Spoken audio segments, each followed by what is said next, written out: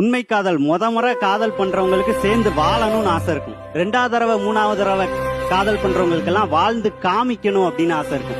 ரெண்டுக்கும் வித்தியாசம் இருக்கு. இப்போ பண்ற காதல் எல்லாம் கலட்டி விட்ட பிள்ளைய கடுப்பேத்துறதுக்கு மட்டும்தான் 2வது காதல் பண்றாங்களே தவிர, அதே நேரத்துல 2வது காதல் 3வது காதல்ல நமக்கு கொஞ்சம் அறிவு அதிகமாயிரும். என்னென்ன வார்த்தைகள் சொன்னா சண்டைகளை தவிர்க்கலாம் அப்படின்ற ஒரு விஷயம் வந்துடும். சார், காதல் அப்படிங்கறதுல இன்னசென்ஸ் தான் தேவையே தவிர இன்டெலிஜென்ஸ் தேவையில்லை. தெளிவா புரிஞ்சுக்கணும். இன்னைக்கு முதல் காதல் இன்னசென்ஸ். அந்த காதல்லாம் உங்களை கடைசி வரைக்கும் கூட்டிட்டு. என்னோட காதலியோட நான் நடந்து போய்கிட்டு இருக்கிறேன். முதல் என் விரல் உரசணும், அதுக்கப்புறம் அவ சுண்டு விரலை நான் பிடிக்கணும், அதுக்கப்புறம் தான் அவ உள்ளங்கையை நான் பிடிக்கணும். இதுக்கு நான் பெரிய யோகாவே பண்ணணும். முறை தான் அந்த சுவாரஸ்யம் கிடைக்கும். அந்த பிள்ளை என்னை முத மாமா அப்படின்னு கூப்பிடுது அப்படின்னா, மாலை காத்தும் வராம 2வது மாலை சத்தமும் வராம மாமான்னு கூப்பிட்டுட்டா நம்மள அப்படின்னு சந்தோஷப்படுவோம் பாத்தீங்களா? அது முறை மட்டும்தான் கிடைக்கும். 2வது காதலியோ 3வது காதலியோ மாமான்னு கூப்பிடும்போது கிடைக்காது. இது ஏதோ சரியா இருக்க மாதிரி இருக்கேன்.